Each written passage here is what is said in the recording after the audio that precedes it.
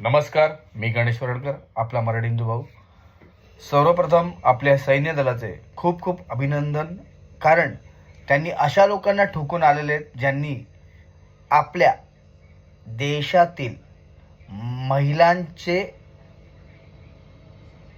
काय तर त्यांचं हे अस्तित्व जे मिटवण्याचा प्रयत्न केलं होतं, त्या सिंदुराचं त्यांनी संरक्षण कशा पद्धतीने आम्ही करू शकतो भविष्यात याचं उत्तम उदाहरण त्यांनी दिलेलं आहे. त्यामुळे महाराष्ट्रातील देशातील सर्व जनतेच्या वतीने आम्ही आपल्या सर्व सैन्य दलाचे खूप खूप आभारी आहोत की आपण अशा प्रकारची कूटनीती आणि ज्या पद्धतीने आपण आजचा जो हल्ला केला त्याबद्दल सर्वप्रथम सर्व देशवासीय सर्व भारतीयांच्या वतीने आपले खूप खूप अभिनंदन.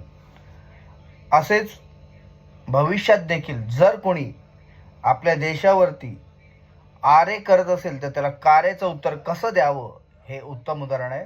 आणि अशा पद्धतीचं उदाहरण आपली सैन्य कायम देत राहील याची कुठेही आपण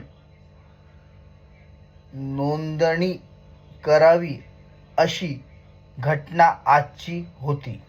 कारण आपल्या सैन्य दलाने उत्तम काम केलेलं आहे आजच्या दिवसामध्ये.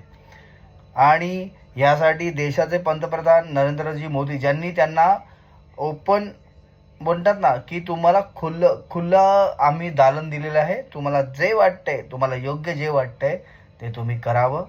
ह्यालाच म्हणतात, ह्याला काय म्हणतात, स्ट्रॅटेजी. कारण का त्यांनी सांगितलं होतं सायरन वाजणार होता आज आपल्या राज्यामध्ये आपल्या देशामध्ये सर्व राज्यांमध्ये, पण सायरन कुठे वाजला तिकडे.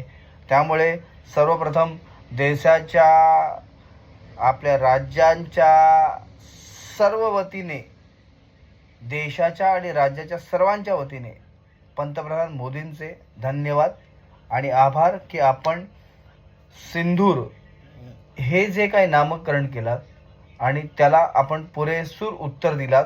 आणि भविष्यामध्ये माझं असं मत आहे की आपण याच्यावरती अतिउत्तम काम कराल, कारण आपण आपल्या देशातील आर्थिक व्यवस्था ही तर व्यवस्थित राहणार आहे ह्यात दुमत नाही. कारण जर आपल्यावरती कोणी हल्ला केला त्याला प्रतिरोध करणं खूप गरजेचं होतं, ते केलेलं आहे आणि ते गरजेचं होतं. कारण ह्या सर्व गोष्टींमध्ये, कारण तुम्हाला उदाहरण देतो मी, नीट ऐकून घ्या.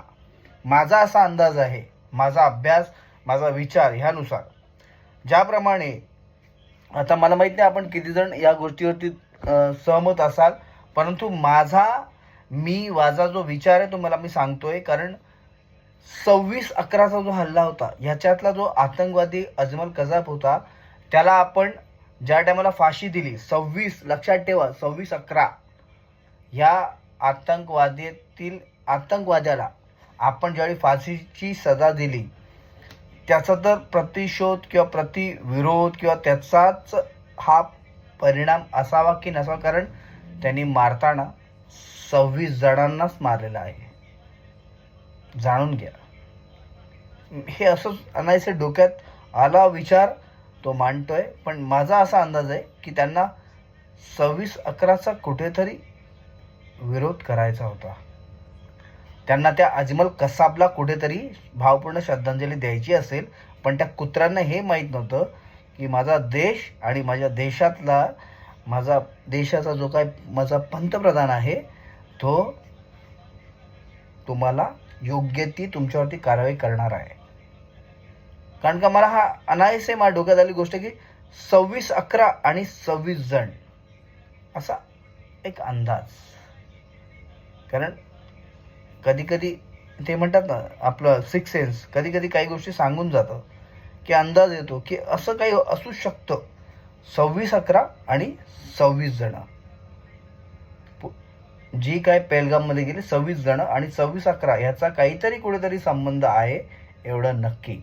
आणि जर ते असेल तर इथून पुढे भविष्यात देखील भूतकाळाची नांदी भविष्यकाळासोबत होऊ शकते, यासाठी हा आपण कायम लक्षात ठेवलं पाहिजे की एक अंदाज म्हणून आपण हे लक्षात ठेवलं पाहिजे की आपण याच्यावरती आपला देश हा आपल्या देशाचा पंतप्रधान हा कशा पद्धतीने बघतो आणि कशा पद्धतीने त्याच्यावरती तो त्याचा रिॲक्शन देतोय, की त्यांनी जर पंतप्रधान जर आपल्या सैन्य दलाला फुल आर्म तुम्हाला जे वाटतं ते लक्षात तुम्हाला तुमच्या ज्या पद्धतीने तुम्हाला करायचं आहे ह्याची जर त्यांनी नांदी दिली नसती, त्यांनी मुभा दिली नसती, तर आजचा दिवस आपण पाहिला नसता.